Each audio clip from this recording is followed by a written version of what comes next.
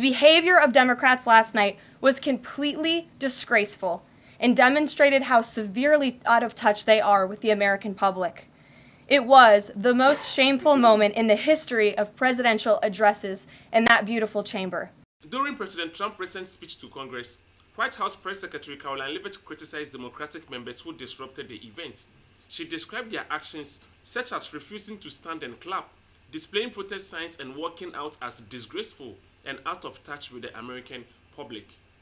In what was supposed to be a unifying moment for our country, Democrat members of Congress instead screamed at the President of the United States, who was just overwhelmingly reelected by their constituents, walked out of the chamber, and worst of all, they disrespected the American people.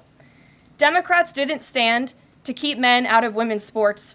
They couldn't even clap for a girl who got her head smashed in by a man on a volleyball court.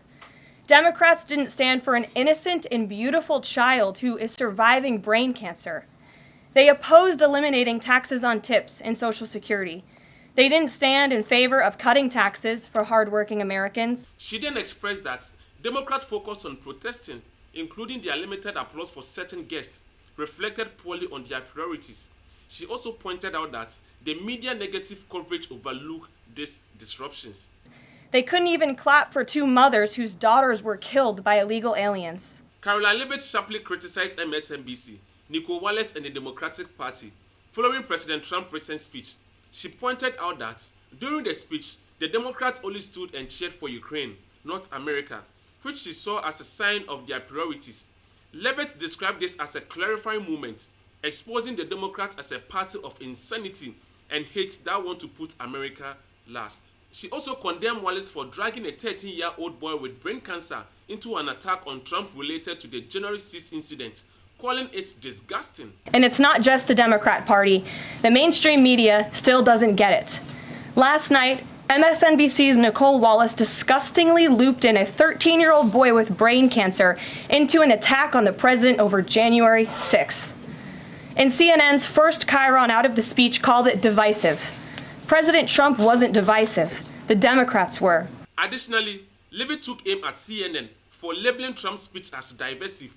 According to a post-speech poll, 69% of viewers had positive reaction to Trump's address, proving CNN was wrong. And CNN was proven wrong by their own viewers, 69% of whom, in a post-speech poll, said they had a positive reaction to the president's speech. One of the only things that could get Democrats off their feet last night was cheering for Ukraine, not for America. Last night was a very clarifying moment for our country. The Democrats exposed themselves as the party of insanity and hate, the party that wants to put America last. My family and I, myself, we believe you've been sent by God to release them. You can really help. You have the power to do it. President Trump recently met with the 8 Israelite hostages who were freed from Hamas captivity, issuing a last warning to the terrorist organization.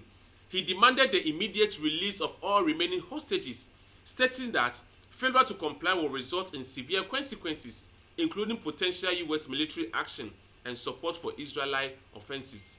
You were our hope when we were there, and now you're their hope. Yeah. So you didn't think until I came along, you didn't think you were going to get out? No. Once you were elected, we heard that you want to do everything to make a deal as soon as possible, and you were so happy.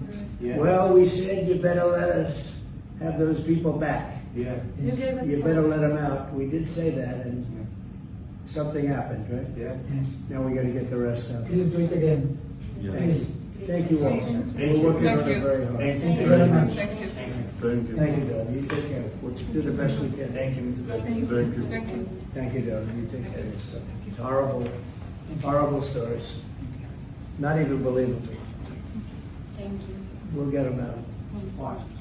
We'll get them out. Thank you, sir. Thank you, Doug. Thank you, Doug. You take care of yourself, okay? Thank you. Take care. You got a good future. I'm telling you. Alright guys, God bless you and thank you for watching, and don't forget to leave your comments and like the video, subscribe to the channel, and hope to see you in the next video.